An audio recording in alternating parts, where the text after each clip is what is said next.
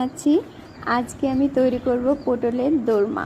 তার জন্য আমি কয়েকটা কচি পটল নিয়েছি। পটল নিয়ে পটলের খোসা ছাড়িয়ে পটলের ভিতরের যে বিচিগুলো আমি একটি চামচের সাহায্যে সেই বিচিগুলো বের করে নিচ্ছি।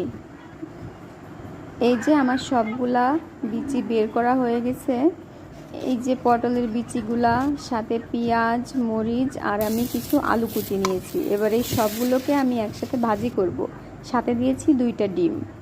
ভাজি করার পর আমি পটলগুলোকে আর একবার ভাজি করে এই ডিম ভাজি, আলু ভাজি পটলের ভিতর এইভাবে দিয়ে দিব।